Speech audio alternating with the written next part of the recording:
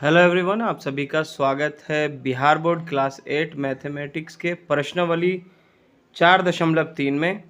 और ये जो प्रश्नावली है वो है संयोग एवं प्रायिकता के ऊपर में, जिसे हम चांस एंड प्रोबेबिलिटी कहेंगे, यानी कि संभावनाओं के ऊपर में है। तो आइए इस प्रश्नावली को हल करते हैं। प्रश्नों को सॉल्व करने से पहले हम प्रायिकता का जो सूत्र है उसको जान लेते हैं।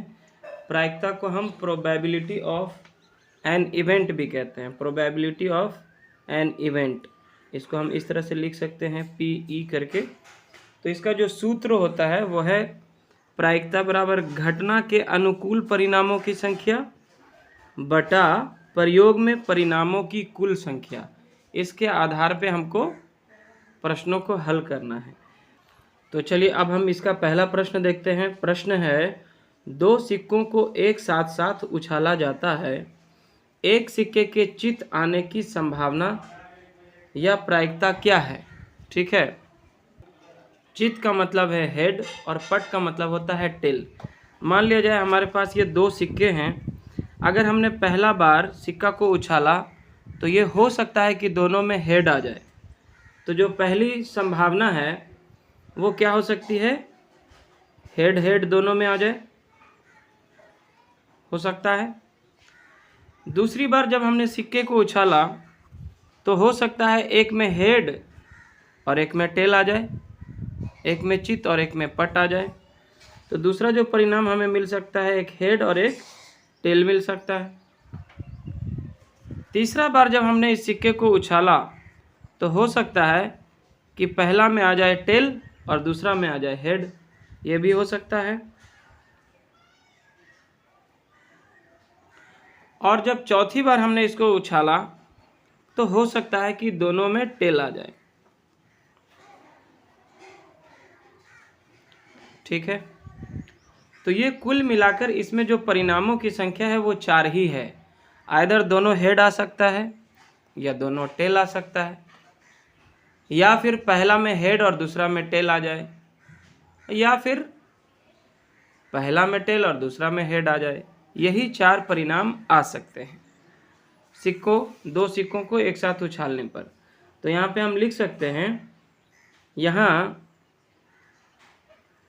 घटना के कुल परिणाम बराबर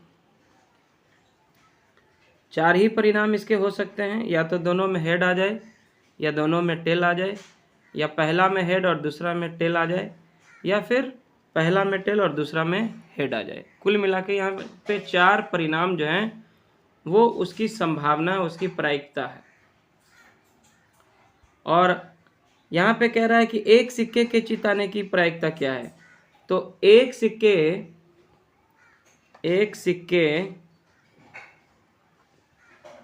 के चित आने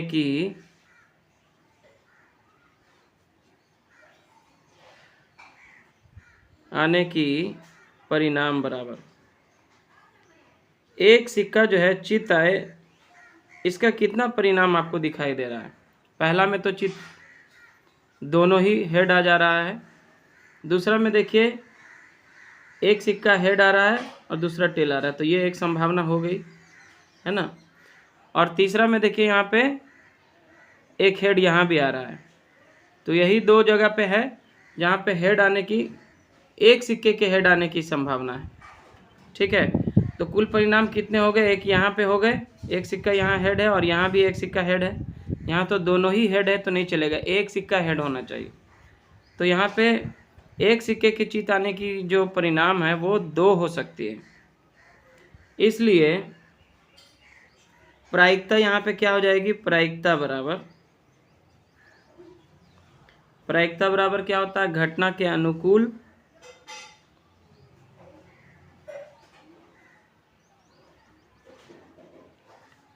परिणामों की संख्या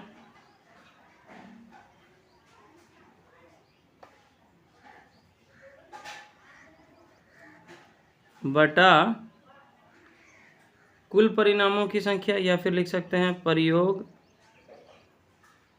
में परिणामों की कुल संख्या। तो यहाँ पे बराबर क्या हो जाएगा, देखिए घटना के अनुकूल जो है कितने परिणाम आ रहे हैं, एक सिक्के की जीत आने की परिणाम कितने हो सकते हैं, 2 परिणाम हो सकते हैं, तो इसको 2 ऊपर रख लेंगे। और यहाँ पे कुल परिणाम कितने हो सकते हैं, 4 परिणाम है कुल इसके, तो 2/4 होगा, यानी कि 1/2, 2 इकाई 2 और 2 दूना 4, इसको काट दीजिएगा। तो इसके एक सिक्के के चित आने की जो प्रायिकता होगी वो 1/2 होगी। ठीक है। क्वेश्चन नंबर 2 पढ़ते हैं, ये भी वैसा ही है, काफ़ी आसान। एक थैले में 6 सफ़ेद, 11 लाल और 7 पीले रंग की गेंद है। एक ही थैला में ये 3 रंग का गेंद है जो 6, 11 और 7 पीस करके है। उस थैले में से एक पीले गेंद निकालने की प्रायिकता ज्ञात कीजिए। तो यहाँ पे सबसे पहले देखेंगे कि यहाँ घटना का कुल परिणाम कितना है। यहाँ घटना का कुल परिणाम बराबर कितना परिणाम होगा, देखिए 6 गेंद तो है आपका सफ़ेद, 11 है लाल और 7 है आपका पीला, तो कुल मिला के हो जाता है 24। कुल परिणाम कितना हो सकता है, 24 इसका परिणाम है टोटल। और फिर लिखेंगे पीले गेंद प्राप्त करने के लिए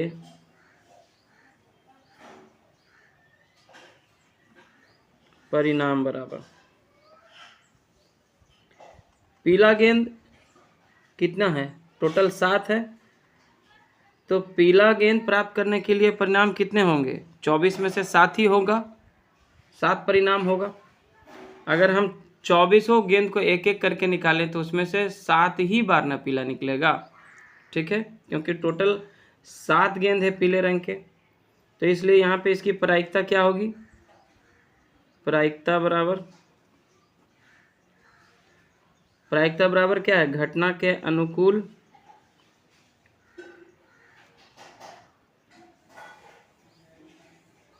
परिणामों की संख्या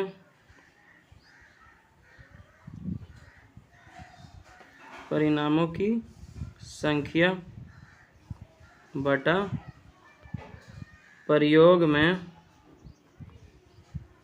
परिणामों की कुल संख्या।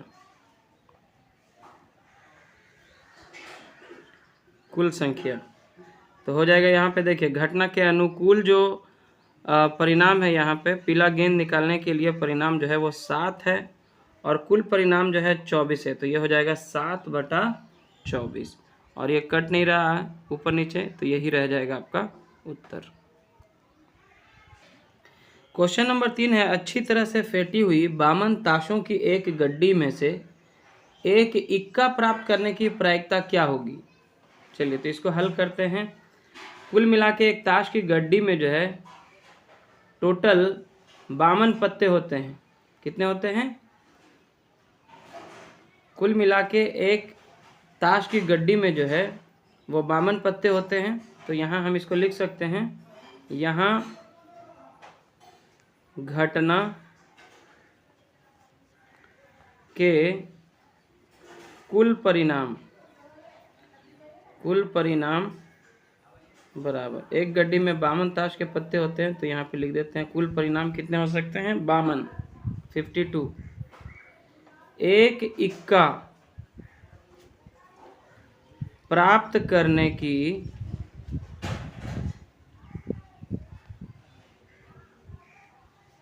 परिणाम बराबर 52 में से 4 इक्के होते हैं। कितने होते हैं, 4 इक्के होते हैं, तो ये 4 हो जाएगा। अब इसकी प्रायिकता क्या होगी, इसलिए एक इक्का प्राप्त करने की प्रायिकता बराबर क्या होता है, घटना के अनुकूल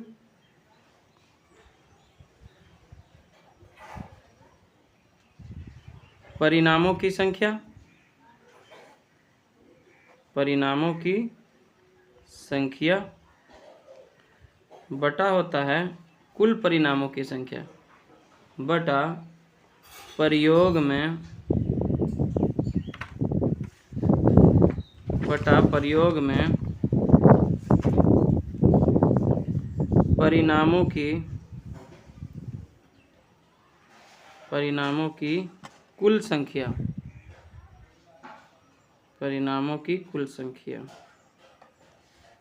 तो बराबर हो जाएगा आपका, क्योंकि देखिए एक इक्का प्राप्त करने का परिणाम कितना है, 4 है, और कुल कितने पत्ते होते हैं, 52, तो 4/52 हो जाएगा। और इसको आप इस तरह से काट दीजिए, 4 इकाई 4, और 4 से देखिए ये 13 बार में कट जाता है, 13 चौके 52, तो हो जाएगा 1/13, ये आपका आंसर होगा। क्वेश्चन नंबर 4 है, जब एक पासे को फेंका जाता है तब निम्नलिखित प्रत्येक घटना से प्राप्त होने वाले प्रायिकताएं को लिखिए। और इसमें है पहला का ए में एक अभाज्य संख्या और दूसरा में है एक अभाज्य संख्या नहीं। तो सबसे पहले देखिए, इसको हम पासा कहते हैं या फिर इसको डाइस कह सकते हैं। तो इसमें कुल मिलाकर आप जानते हैं कि 1 से लेकर 6 तक जो है संख्याएं होती हैं, 1 से लेकर 6 तक होती हैं, है ना। तो सबसे पहले यहाँ पे हम लिख लेते हैं, यहाँ घटना के कुल परिणाम, एक पासे को जब आप फेंकेंगे तो आपको कुल कितने परिणाम मिलेंगे, चाहे 1 आएगा या 2 आएगा या 3 आएगा या 4 आएगा या 5 आएगा या 6 आएगा, तो कुल मिला के 6 परिणाम इसके हो सकते हैं। ठीक है, अब हम इसका ए नंबर को देखते हैं, एक अभाज्य संख्या। तो इसमें हो जाएगा अभाज्य संख्या, अभाज्य संख्या प्राप्त करने के परिणाम बराबर 1 से लेके 6 तक में कितनी अभाज्य संख्याएं हैं, तो 2 एक अभाज्य संख्या है, 3 भी एक अभाज्य संख्या है और 5 भी एक अभाज्य संख्या है। एक ऐसी संख्या है जो ना तो भाज्य है और ना ही अभाज्य, और 4 और 6 जो है वो भाज्य संख्याएं हैं। तो अभाज्य संख्या हम ऐसी संख्याओं को कहते हैं जिसके केवल 2 ही गुणनखंड होते हैं। तो यहाँ पे कुल मिलाकर हो जाएगा 3। अभाज्य संख्या प्राप्त करने के परिणाम कितने हैं, 3 हैं। देखिए 2 एक अभाज्य संख्या है, 3 एक अभाज्य संख्या है और 5 एक अभाज्य संख्या है। तो कुल मिला के 3 इसके परिणाम हो सकते हैं। इसलिए अभाज्य संख्या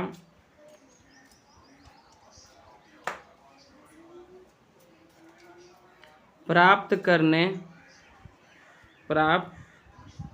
की प्रायिकता प्रायिकता क्या हो जाएगी इसकी, होता है अनुकूल परिणामों की संख्या। तो अनुकूल परिणाम इसमें कितने आ सकते हैं, 3 आ सकते हैं, और कुल परिणामों की संख्या से भाग देना होता है बटा कुल परिणामों की संख्या।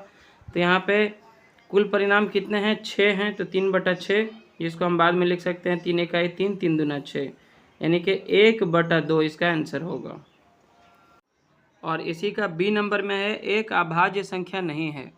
तो आप 1 से लेकर 6 तक में देखिए, एक तो अभाज्य संख्या नहीं है, ये ना ही भाज्य है ना ही अभाज्य है, तो यह अभाज्य संख्या नहीं होगा। 4 भी अभाज्य संख्या नहीं है और 6 भी अभाज्य संख्या नहीं है। तो कुल मिलाकर 3 हो गए। अभाज्य संख्या प्राप्त नहीं करने की प्रायिकता यहाँ पे क्या हो जाएगी, 3 है, और कुल परिणाम कितना है, 6 है, तो 3/6 हो जाएगा, यानी कि 1/2 इसका आंसर आएगा।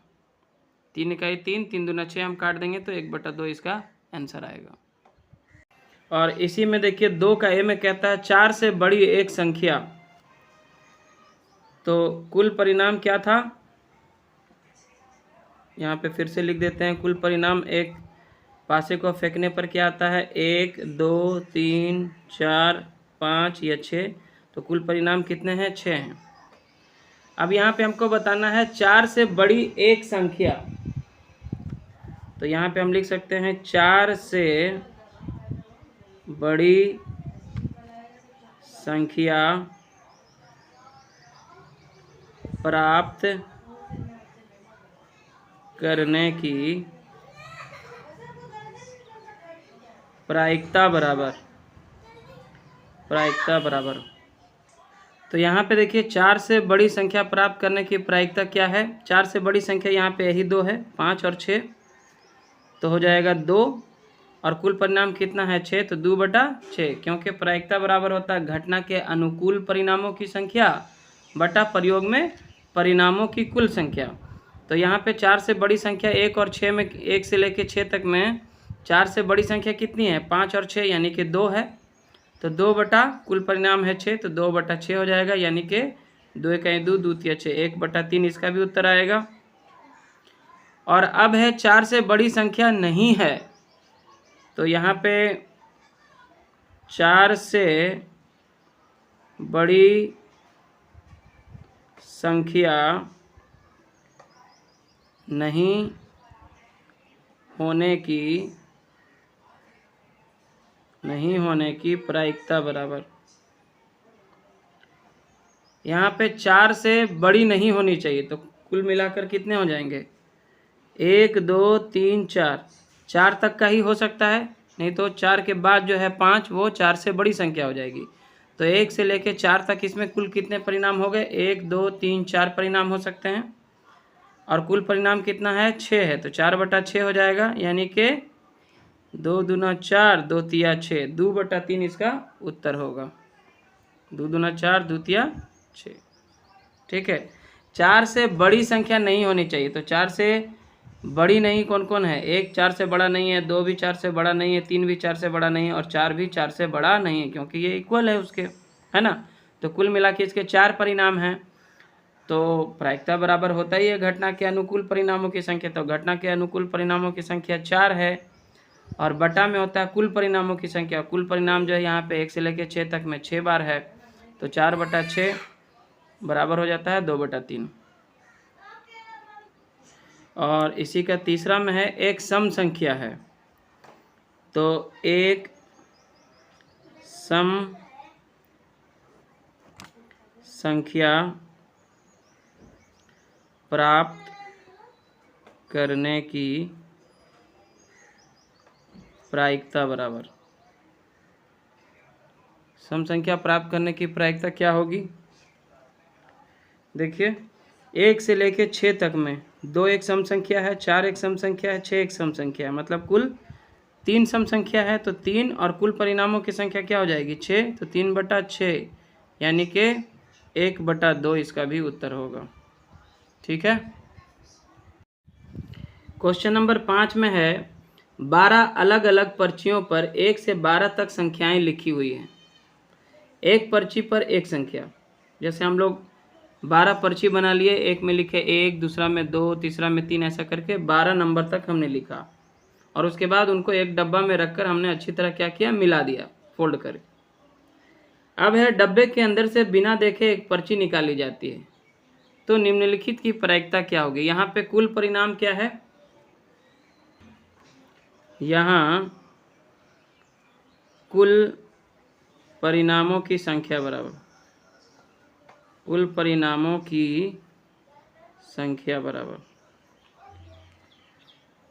देखिए 1 2 3 4 5 6 7 8 9 10 11 और 12, टोटल 12 परिणाम यहाँ पे आएंगे। कितने आएंगे? 1 से लेके 12 तक पर्ची आपने लिख के रख दिया है एक डब्बे के अंदर।